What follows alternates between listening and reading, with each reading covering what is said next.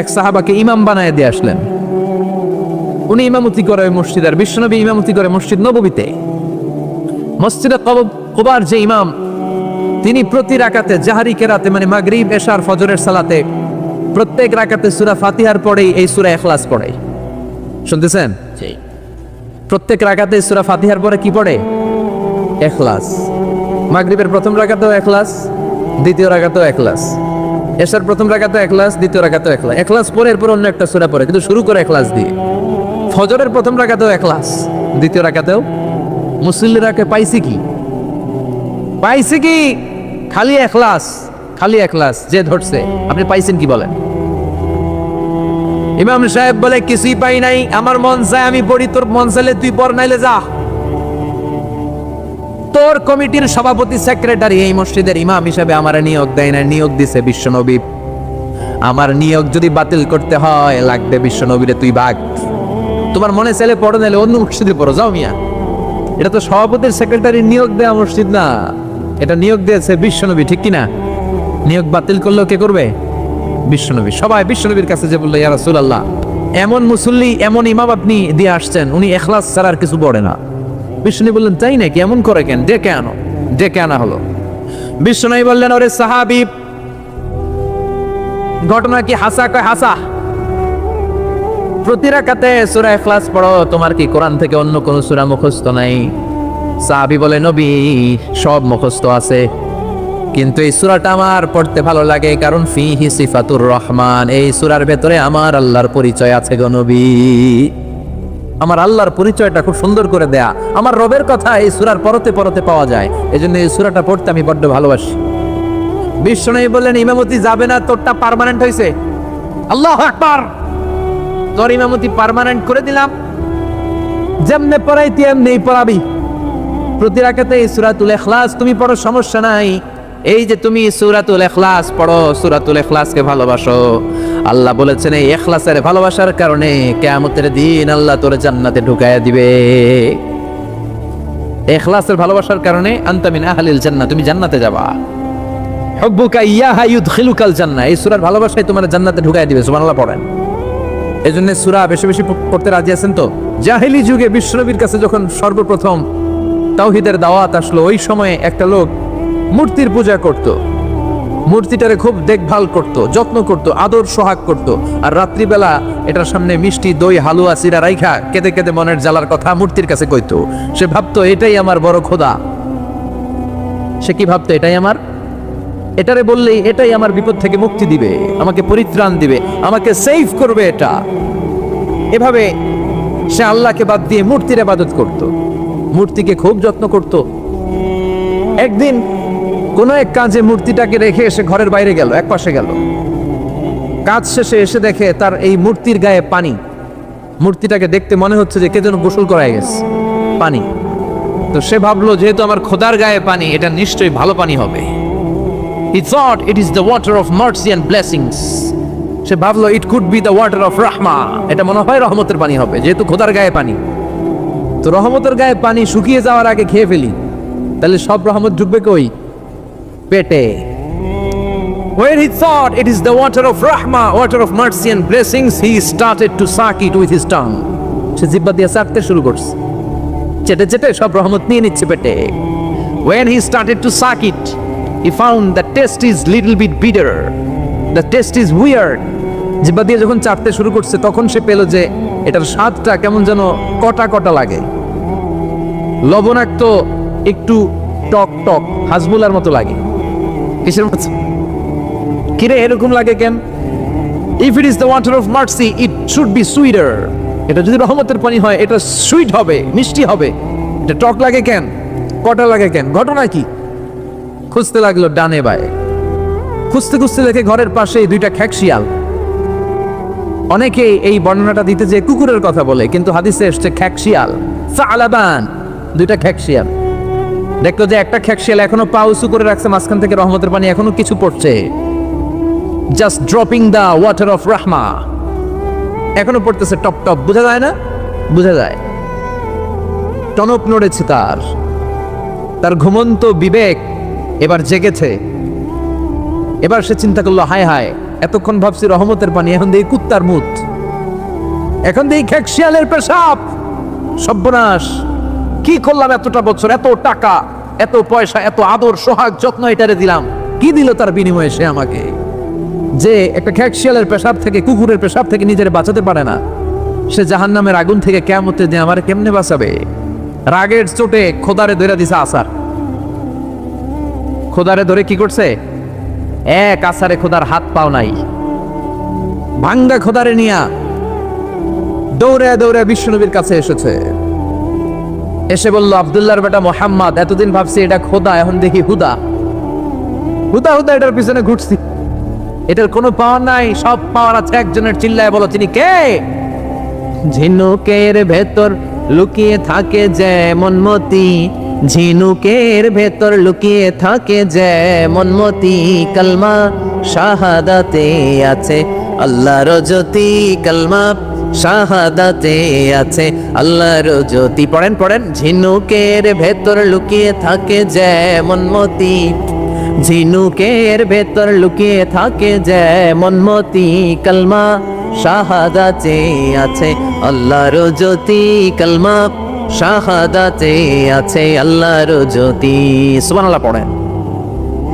এসে বলে, আব্দুল্লাহর বেটা মোহাম্মদ, ভাবছিলাম খোদা, এখন দেখি হুদা, আর এটারে ডাকতে চাই না, তুমি আমারে পড়ায় দাও লা ইলাহা মুহাম্মাদুর রাসূলুল্লাহ। কালিমা পড়ে মুসলমান হয়ে গেছে। সুবহানাল্লাহ পড়েন।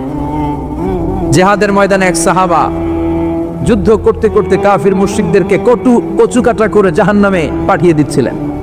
জিহাদের ময়দানে ওনার যুদ্ধ দেখে সব সাহাবারা বলল, আজকের জিহাদের ময়দানের সব সওয়াব এই সাহাবা পেয়ে যাবে। বিশ্বনবী বললেন, হুয়া ফিন্নার, ও জাহান্নামে যাবে। এক সাহাবী তো অবাক, এটা আবার কেমন কথা?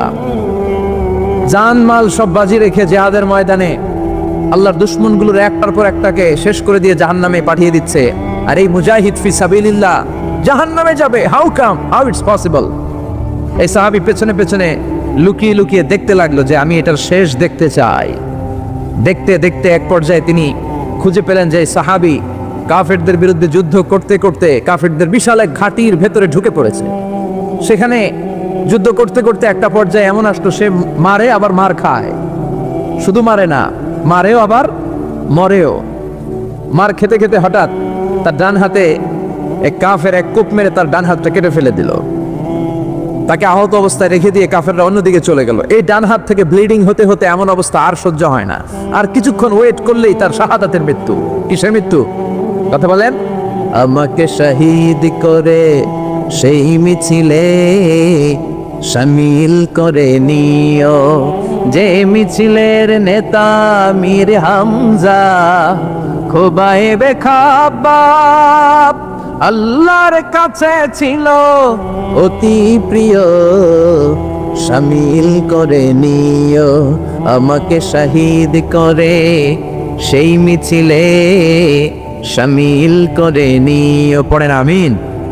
শাহাদাতের তামান্না যার অন্তরে থাকে না, সে মুমিন হতে পারে না, সে মুনাফিক। মরতে তো হবেই, এজন্য আল্লাহর কাছে আমরা শাহাদাতের মৃত্যু চাই, ঠিক কিনা? বিশ্বনবী বলেন, শাহাদাতের মৃত্যু নিয়ে কেউ যদি বিছানায় পড়েও মারা যায়, কিয়ামতের দিন শহীদদের কাতারে আল্লাহ তাকে দাঁড় করিয়ে দিবে।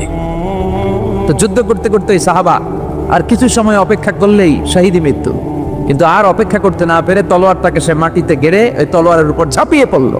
পেটের এই পাশ থেকে ঢুকে পিঠ দিয়ে তলোয়ার বের হয়ে গেল, ওইখানে শেষ। তার মানে শাহাদাতের মৃত্যু হয় নাই, তার হয়েছে আত্মহত্যা। তার কি হয়েছে? সুইসাইড। মান খাতালা নাফসাহু বিশাইইন উযযিবা বিহি ইয়াউমাল কিয়ামা, যে ব্যক্তি যে জিনিস দিয়ে নিজেকে শেষ করবে কিয়ামতের দিন, ওটাই হবে তার শাস্তি। যে গলায় ওড়না পেঁচিয়ে মারা যায়, ওই মেয়েগুলো in the day of judgment, কিয়ামতের বিচার শেষে জাহান্নামে শুধু ওড়না পেঁচিয়ে মরতেই থাকবে। যে বিষ খেয়ে মারা যায়, ওর শাস্তি হবে জাহান্নামের বিষ খেয়ে খেয়ে সে জাহান্নামটাকে কাঁপিয়ে তুলবে। যে ছুরি ঢুকিয়ে স্ট্যাবিং করে মারা যায়, ও শুধু স্ট্যাবিং করতেই থাকবে জাহান্নামে। এই সাহাবা আত্মহত্যা করলেন। পেছন থেকে লুকিয়ে লুকিয়ে যে সাহাবা এই দৃশ্য দেখলো, সে দৌড়ে বিশ্বনবীর কাছে যেয়ে বলল, আশহাদু আন্নাকা মুহাম্মাদ রাসূলুল্লাহ, আমি সাক্ষ্য দিচ্ছি নিশ্চয়ই আপনি আল্লাহর রাসূল। কারণ ওই সাহাবী আত্মহত্যা করে মারা গিয়েছে, তার কপালে শাহাদাত জুটে নাই। এজন্য বিশ্বনবী দোয়া করতে বলেছেন, আল্লাহুম্মা রযুকনা হুসনাল খাওয়াতিম, হে আল্লাহ আমাদের শেষটাকে তুমি ঈমানের মৃত্যু দিও, শেষ সময়টাতে তোমার নাম জপে যেন আমরা পৃথিবী থেকে যেতে পারি, তুমি তৌফিক দাও। চিল্লায় পড়েন আমিন। সব সময় মুমিন ভয় পাবে কাকে? চাইবে কার কাছে? নাকি খাজা বাবার কাছে, বড় হুজুর, ছোট হুজুর, একজনের কাছে আমরা চাইবো? চিৎকার করে বলেন তিনি কে? এজন্য এই সূরার একটা নাম হচ্ছে সূরাতুস সামাদ।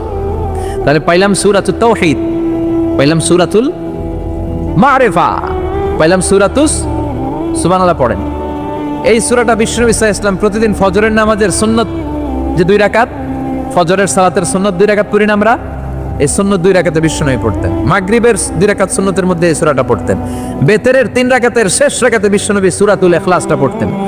আবার তাওয়াফ করার পরে যারা হজ উমরা করছেন, তাওয়াফ করা লাগে না? কয়টা? 7টা। 7টা তাওয়াফে একটা তাওয়াফ হয়। 7টা রাউন্ড দিলে, টার্ন দিলে 7 টার্নস মেক এ তাওয়াফ। 7টা টার্ন দিবেন আপনি, তখন একটা তাওয়াফ হয়। এই ইবাদতটা শুধু মক্কাতুল মুকাররমাতে করা যায়, আর পৃথিবীর কোথাও করা যায়? তাওয়াফ প্রতিদিন 120টা রহমত নাজিল হয় কাবা ঘরে। সিত্তুনা লিত তাইফিন, 60টা তাওয়াফকারীদের জন্য। আরবাঈনা লিল মুসাল্লিন, 40টা যারা কাবা ঘরে নামাজ পড়ে তাদের জন্য।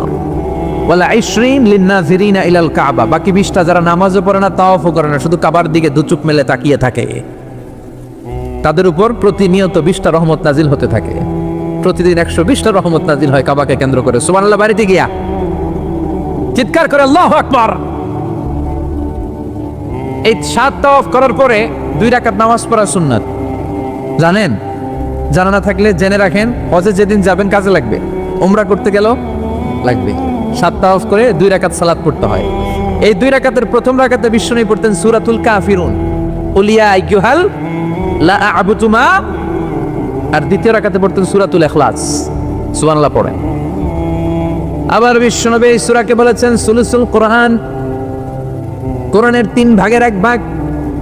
একবার কেউ যদি তাজবিদের সাথে সূরাতুল ইখলাস তেলাওয়াত করে, রব্বুল আলামিন তার আমলনামায় 10 পারা কোরআন তেলাওয়াতের সওয়াব দিয়ে দিবে। 2 বার তেলাওয়াত করলে 20 পারার সওয়াব দেয়া হবে। 3 বার যদি কেউ এই ছোট্ট সূরাটা কেবলমাত্র 3 বার তেলাওয়াত করে, পুরো কোরআন খতমের সওয়াব আমলনামায় দিবে কে? ফজিলত কম না বেশি? টের পাচ্ছেন তো ফজিলতটা? 3 বার পড়লে পুরো কোরআন কভার।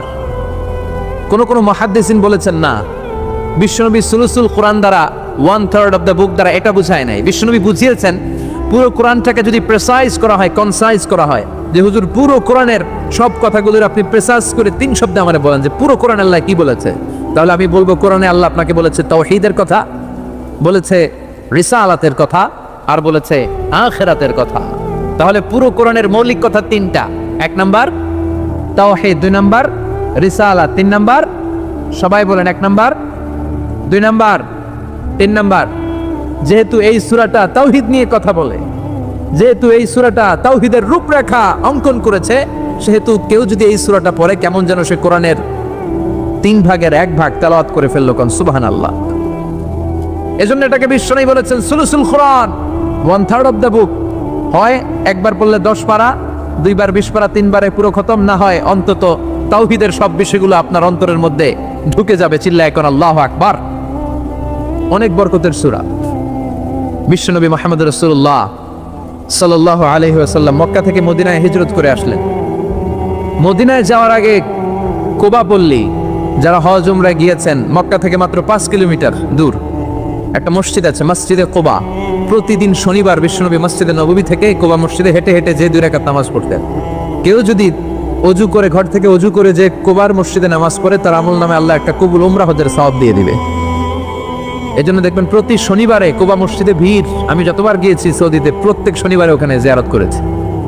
শনিবারে যে কুবা মসজিদে আপনি নামাজ পড়বেন। এই কুবা মসজিদ তৈরি করে বিশ্বনবী চলে আসলেন মদিনাতুল মুনাওয়ারাতে। এসে তিনি জায়গা চুজ করলেন, কোথায় হবে আমার মসজিদ, লোকেশন চুজ করলেন। বিশ্বনবী লোকেশন চুজ করতে পারতেন খুব ভালো। খুঁজে খুঁজে এমন একটা জায়গা তিনি বাছাই করলেন, সেন্টার অফ দ্য সিটি, এটা শহরের একেবারে মাঝখানের জায়গা। বিশ্বনবী বললেন এই জায়গা আমার লাগবে। সুবহানাল্লাহ কইবেন না? কি জ্ঞান, কি বুদ্ধিমত্তা, কি ফিলোসফি ছিল বিশ্বনবীর। সব জায়গায় বিশ্বনবীর এই অভাবনীয় বুদ্ধিমত্তা। বিশ্বনবী যখন কোনো যুদ্ধে যেতেন, যুদ্ধ ডান দিকে, যুদ্ধ কোন দিকে, কিন্তু সেনাপতি নিয়ে বের হইতেন বাম দিকে, বের হইতেন বাম দিক দিয়ে, গুইরা টুইরাও দিয়ে যাইতেন। সুবহানাল্লাহ কইবেন না? যাতে কেউ কল্পনাই করতে না পারে কোথায় অ্যাটাক করবে উনি। এটা হচ্ছে সেনাপতির যুদ্ধ কৌশল। বিশ্বনবীর যুদ্ধ যদি হতো বাম দিকে, উনি বেরোইতেন ওইদিকে। বিশ্বনবীর যুদ্ধ হলো সামনে, মদিনা থেকে তিনি পিছনের রাস্তা দিয়ে অনেক দূরে চলে যেতেন, সেখান থেকে মরুভূমির পথ পাড়ি দিয়ে তারপর যুদ্ধের ময়দানে যেতেন। বুদ্ধিমত্তা, ইন্টেলেকচুয়াল পাওয়ার।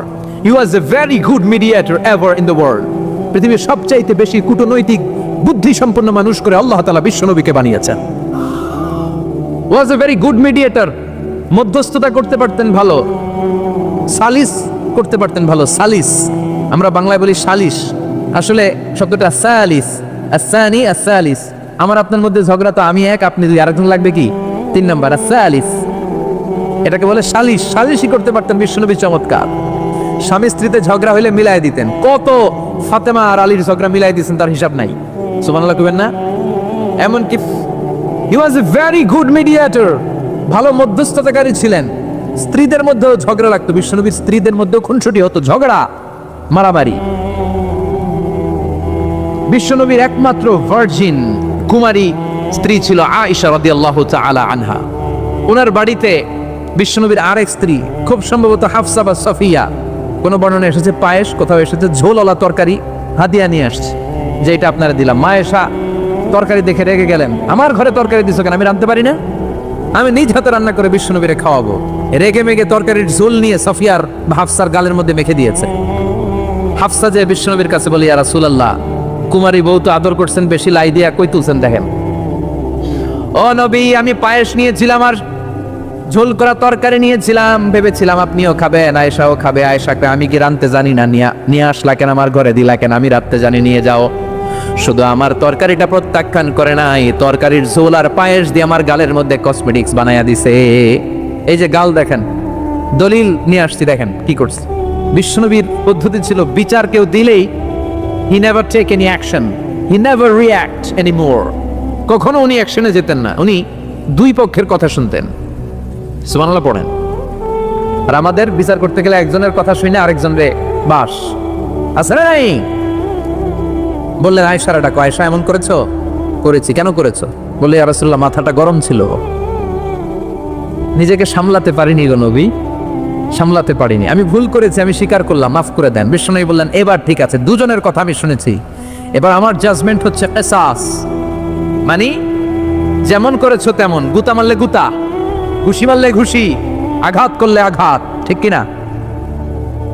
হাফসাকে তুমি যেমনি ঝোল মাখিয়ে দিয়েছো, হাফসা তুমিও বাটি থেকে ঝোল নিয়ে আয়েশার গালে পলিশ করে দাও।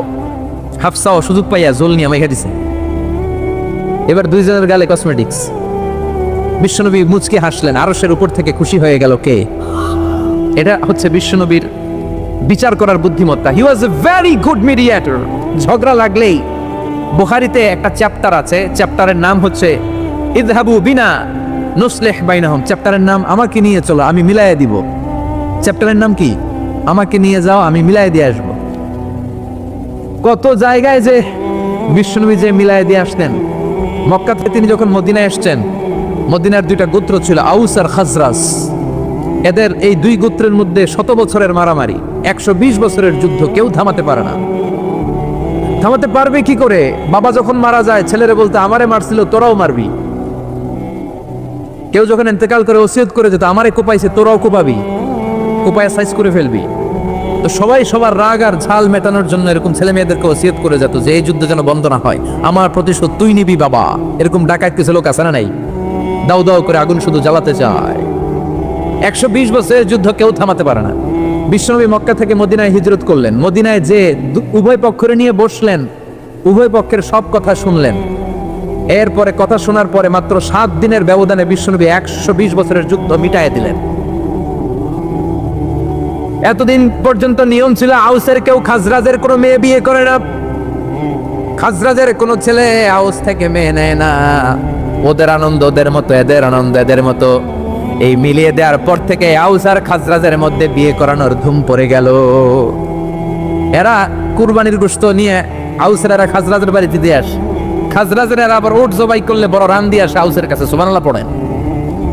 বিশ্বনবী ছিলেন গুড মিডিয়েটর। তিনি মদিনায় লোকেশন খুঁজতেছেন, কোথায় হবে আমার মসজিদ নববী, যেটা হবে আমার ক্যান্টনমেন্ট, যেটা হবে আমার গণভবন, যেটা হবে আমার বাসভবন, যেখান থেকে আমি মিলিটারি সোলজার পাঠাবো অ্যাটাক করার জন্য, যেখানে হবে আমার জেলখানা, যেখানে হবে আল্লাহর কাছে সেজদা দেওয়ার জিকির করার জায়গা, চিল্লা এখন ঠিক কিনা? এখন মসজিদগুলোরে আমরা মনে করছি শুধু ইবাদতের জায়গা, এই মসজিদ কেন্দ্রিক সব হতে হবে।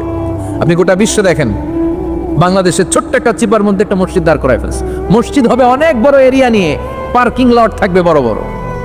মসজিদের একতলায় থাকবে কমিউনিটি সেন্টার, এক জায়গায় থাকবে হিজামা সেন্টার, এক জায়গায় থাকবে রুকিয়া সেন্টার, আরেক জায়গায় খতিব সাহেব সোশ্যাল কাউন্সিলিং করবে।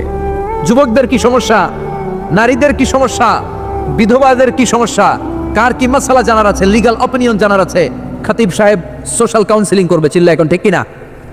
এইভাবে গোটা বিশ্বব্যাপী মসজিদ কেন্দ্রিক কাজ হয়। এদেশে মসজিদে শুধু নামাজ, আর কিছু নাই। বিশ্বনবী লোকেশন তালাশ করতেছেন, কোথায় বানানো যায় মসজিদ নববী। খুঁজতে খুঁজতে এমন জায়গায় বিশ্বনবী চয়েস করলো, এটা ছিল ছাগল ঘোড়া এগুলোর আস্তাবল, কিছু জায়গায় খেজুর গাছের ভাঙা ক্ষেত, আর কিছু জায়গায় কাফির মুশরিকদের কবরস্থান। এখন এই জায়গায় মসজিদ করা তো কঠিন। বিশ্বনবী বললেন, না, আমার নজর এক জায়গায় যদি পড়ে ওইখান থেকে আমি ফিরাই না সহজে, ট্রাই করো, এটাই আমার লাগবে মসজিদে নববী। বিশ্বনবী বললেন, ছাগল গরুর আস্তাবলকে সমান করো, খেজুর গাছ ভাঙা যেগুলো আছে খেজুর গাছগুলো কেটে ফেলো, কাফের মুশরিকদের যত কবরস্থান আছে কবরস্থান থেকে হাড্ডি গুড্ডি এখান থেকে নিয়ে অন্য জায়গায় দাফন করো। সুবহানাল্লাহ। قل هو الله أحد الله الصمد لم يلد ولم يولد ولم يكن له كفوا أحد لم يلد ولم يولد, তিনি জন্ম দেয়ও নাই জন্ম নেয়ও নাই। সুবহানাল্লাহ পড়েন। আমার বাবা আছে না, আপনার বাবা আছে না, আল্লাহর বাবা আছে। সুবহানাল্লাহ পড়েন। আমাদের ছেলে মেয়ে হয় না, আমাদের কারো ছেলে হয় কারো মেয়ে হয়, আল্লাহর ছেলে মেয়ে আছে? কথা কন। মক্কার মুশরিকরা বলতো আল মালাইকাতু বানাতুল্লাহ, ফেরেশতারা আল্লাহর মাইয়া। কি কইতো? ফেরেশতারা আল্লাহর মেয়ে। আর বলতো সাইয়েদনা উযাইর আলাইহিস সালাম আল্লাহর ছেলে, সাইয়েদনা ঈসা আলাইহিস সালাম আল্লাহর ছেলে, ফেরেশতারা হলো আল্লাহর মেয়ে। আল্লাহ বলে ভুল বললি, লাম ইয়ালিদ ওয়া লাম ইউলাদ। সুবহানাল্লাহ। তার কোনো নসবনামা নাই, আমাদের নসবনামা আছে। আমার নাম মিজান, বাবার নাম আলী আহমদ, দাদার নাম জাইনুল আবেদিন, তার বাবা মাকরাম, তার বাবা অমুক সমুক। আছে না নাই? আপনার নাম কি? আপনার আব্বার নাম কি? তার বাবার নাম হাসেদ আলী, ওনার বাবার নাম? আপনার আব্বার নাম? হ্যাঁ, মমতাজ উদ্দিন। বাবার নাম কেরামত আলী, দাদার নাম খায়া ফলাইছে, মনে থাকে না আমাদের। বিশ্বনবীর বাবার নাম আব্দুল্লাহ, তার বাবার নাম আব্দুল মুত্তালিব, ওনার বাবার নাম হাশিম, ওনার বাবার নাম কিলাব, মুররা, গালিব, ফিহর, এভাবে যেতে যেতে আদনান, যেতে যেতে ইসমাইল, যেতে যেতে ইব্রাহিম আলাইহিস সালাম, যেতে যেতে শীস, যেতে যেতে আদম আলাইহিস সালাম। এটা বিশ্বনবীর নসবনামা, ঠিক কি না? আমাদের নসবনামা থাকে, আমাদের বংশ পরিক্রমা থাকে। আমার নাম অমুক, বাপের নাম অমুক, দাদার নাম অমুক। তো আল্লাহর নাম আল্লাহ, আল্লাহর বাপের নাম কি? আল্লাহর দাদার নাম আছে? আছে। এজন্য আল্লাহ বললেন, লাম ইয়ালিদ ওয়া লাম ইউলাদ ওয়া লাম ইয়াকুল লাহু কুফুয়ান আহাদ। আল্লাহু আকবার। ওয়া লাম ইয়াকুল লাহু কুফুয়ান আহাদ, মহাবিশ্বে তার মতো কেউ নাই, তিনি তার মতো। লাইসা কামিসলিহি শাই, কেউ তার মতো নয়, তিনি তার মতো। সুবহানাল্লাহ। তার মতো ক্ষমতায়,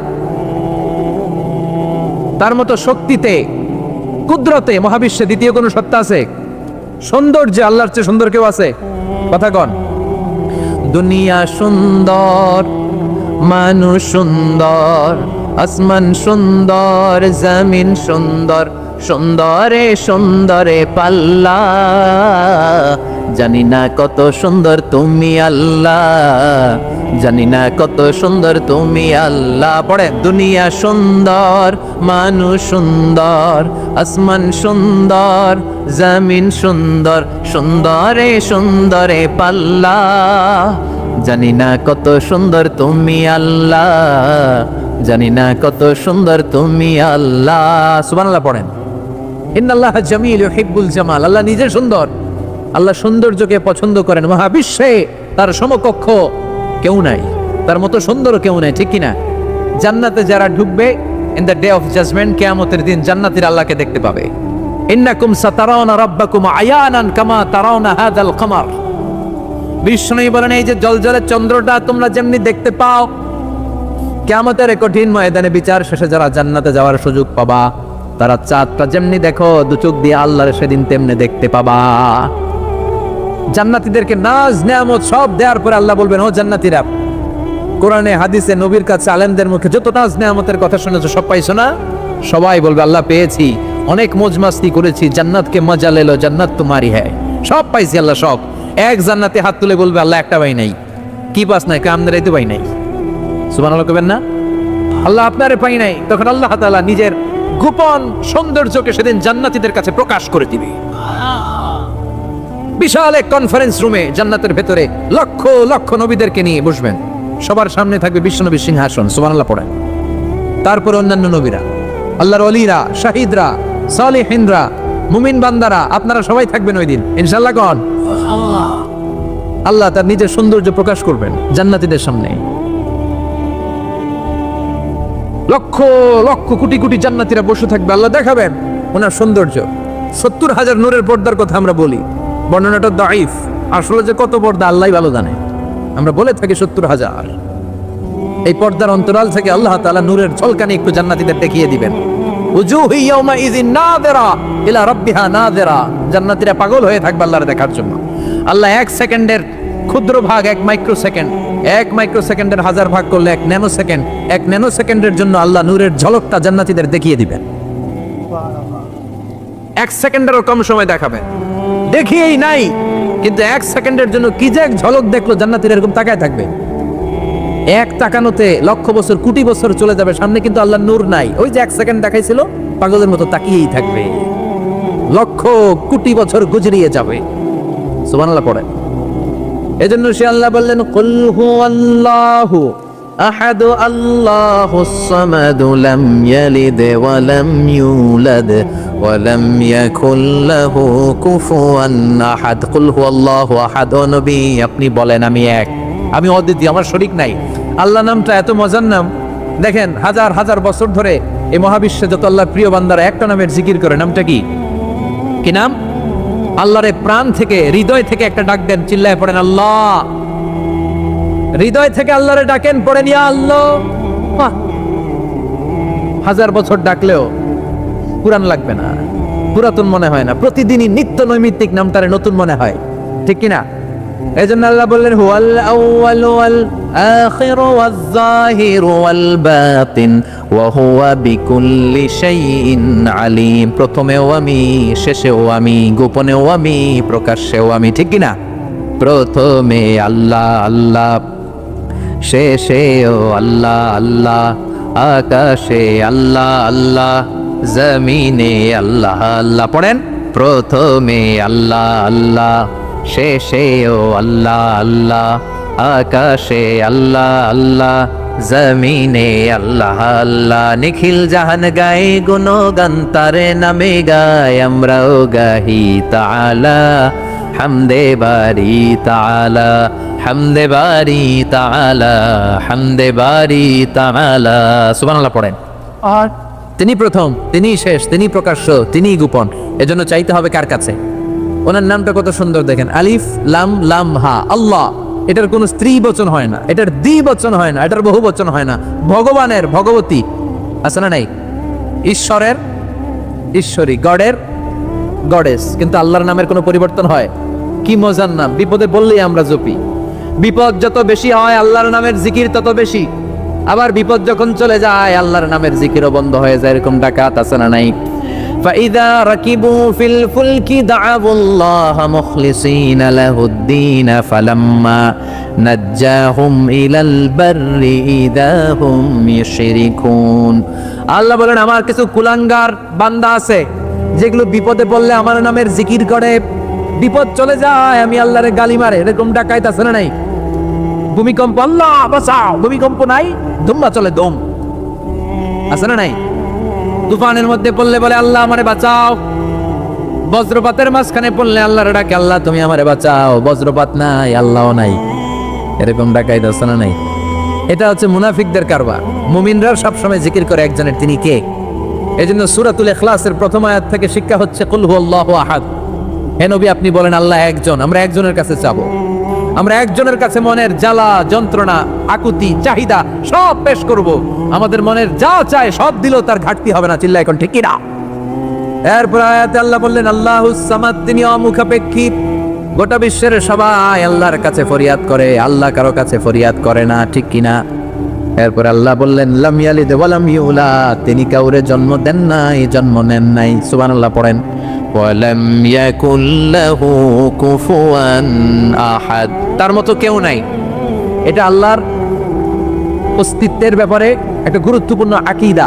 খেয়াল রাখবেন, আল্লাহর মতো কেউ হয় না, তিনি তার মতো। তিনি, অনেকে প্রশ্ন করে, কারণ হাদিসে পাওয়া যায় আল্লাহর হাত আছে, ইয়াদুল্লাহি ফাওকা আইদিহিম, ইয়াদুল্লাহি ফাওকাল জামাআ, একসাথে যারা থাকে তাদের উপর আল্লাহর হাত থাকে। তার মানে আমার মতো হাত না, আল্লাহর রহমত থাকে, ঠিক কিনা? আল্লাহ আরশের উপর থাকেন, কেমনে থাকেন এটা আমরা জানি না। এজন্য ইমাম মালিক বলতেন আল ইস্তিওয়া মা'লুম, আল্লাহ যে আরশের উপর আছে এটা আমরা জানি, ওয়াল কাইফিয়াতু মাজহুল, কিন্তু কেমন ভাবে আছেন এটা আমাদের অজানা। ওয়াস সুআলু আনহু বিদআহ, এই সম্পর্কে প্রশ্ন করা হচ্ছে বিদআত। এজন্য তাফাক্কুর ফি খালকিল্লাহ ওয়ালা তাফাক্কুর ফিল্লাহ, আল্লাহর সৃষ্টি নিয়ে গবেষণা করো, আল্লাহর নিয়ে গবেষণা করো না। আল্লাহর নিয়ে গবেষণা করতে গেলে তোমার মাথার তারগুলোরে ছিঁড়ে ফেলবে কে? ছিঁড়ে যাবে। তিনি হচ্ছেন আনলিমিটেড, অসীম। অসীমকে নিয়ে যদি সসীম গবেষণা করে ঝামেলা আছে না নাই? এজন্য আল্লাহর নিয়ে গবেষণা না করে আল্লাহর তৈরি করা পাহাড়ের দিকে তাকান, মরুভূমির দিকে তাকান, গাছপালার দিকে তাকান, সাগরের দিকে তাকান, ঝর্ণার দিকে তাকান। ঝর্ণা ঝর্ণা ঝর্ণা রে, বলনা বলনা বলনা রে, কাবি রহে পাগল পাড়া তুই, কার মিলনে ফুল ফসলে ভরা রে তোর দুকুল ভই, কার মিলনে ফুল ফসলে ভরা রে তোর দুকুল ভই। ঝর্ণা ঝর্ণা ঝর্ণা রে, বলনা বলনা বলনা রে, কার বিরহে পাগল পাড়া তুই। সুবহানাল্লাহ পড়েন। আল্লাহ তাআলা উল্লেখ করছেন মুমিনদের প্রথম বৈশিষ্ট্য হচ্ছে আত্তাইবুনা। আমার সাথে সাথে সবাই পড়েন আত্তাইবুনা। সবাই পড়েন নাই, সবাই পড়েন আত্তাইবুনা, মানে মুমিনরা তওবা করে। এজন্য আল্লাহর হাবিব বললেন কুল্লুকুম খাত্তাউন, তোমরা সবাই পাপী, শুধু পাপী না, পাপীর ঘরের পাপী। ওয়া খায়রুল খাত্তাইনা আত-তাওয়াবুন, আর এই পাপীদের মধ্যে সবচাইতে ভালো পাপী যেই পাপী পাপ করার পরপরই তওবা করে।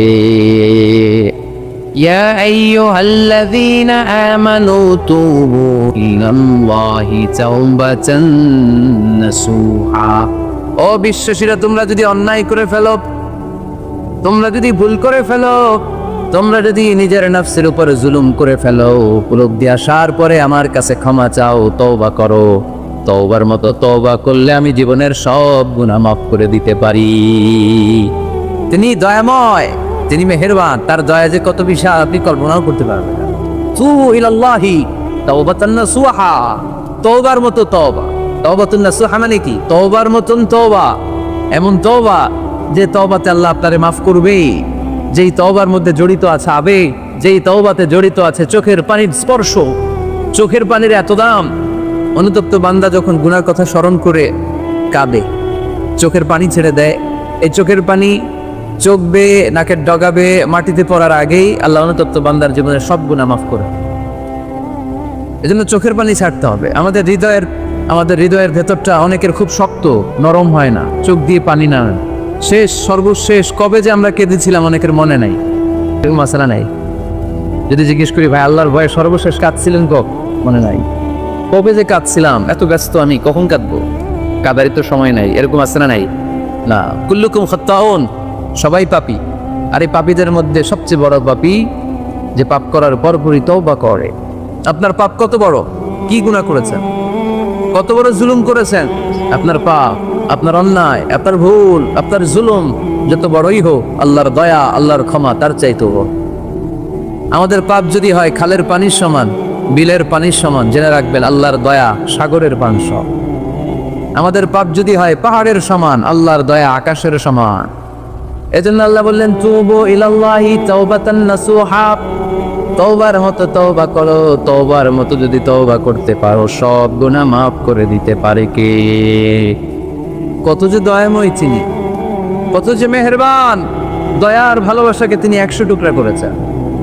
এক টুকরা আমাদের সবার মাঝে ভাগ করে দিয়েছেন, 99 টুকরা উনি নিজের মধ্যে রেখে দিয়েছেন। দেখেন আমাদের এক টুকরার ভালোবাসার নমুনা পৃথিবীব্যাপী আপনি খোঁজ করে দেখেন, কত ভালোবাসার ঘটনা। এক একজন যে কত লাভ স্টোরি জানে।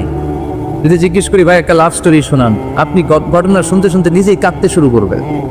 এত চমৎকার লাভ স্টোরি, এত চমৎকার ভালোবাসার উপন্যাস, এত চমৎকার নাটক, ভালোবাসার দৃশ্য দেখলে অবাক লাগে।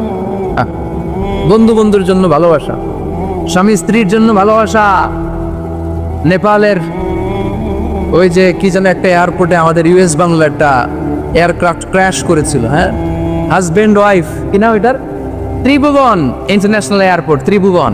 এই ত্রিভুবনে আমাদের পাইলট যখন সিগন্যাল চাচ্ছিল ওখানে ওই 10 না 01 নাকি 20 এই নিয়ে কনফিউশনের কারণে ওনারা সেফলি ল্যান্ড করতে পারেনি, মারাত্মক ক্র্যাশ।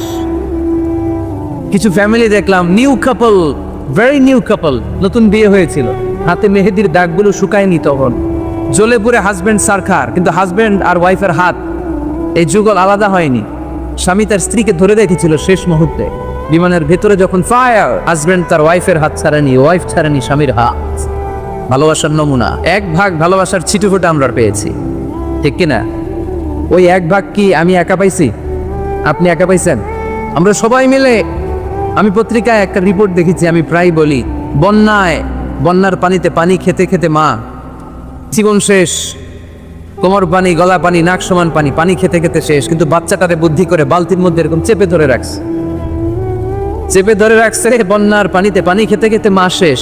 আল্লাহর মেহেরবানিতে বাচ্চাটা মরে নাই। এই কলিজার টুকরা দুধের বাচ্চার জন্য মা জীবন দিয়ে দিল। এই বাচ্চার জন্য মায়ের হৃদয়ে ভালোবাসাটা ঢুকায় দিছে কে? দুনিয়ার ভালোবাসার নমুনা যদি এই হয়, 100 টুকরা ভালোবাসার 1 টুকরার এক্সাম্পল যদি পৃথিবীতে এই হয়, যার মধ্যে 99 টুকরা ভালোবাসা তিনি রেখে দিয়েছেন, তার ভালোবাসা বেশি না কম? এজন্য আল্লাহ বললেন, তওবার মতো তওবা করো, ক্ষমার মতো ক্ষমা চাও, কাদার মতো কাঁদো, কাদার মতো কাঁদলে সব মাফ করে দেয় কে?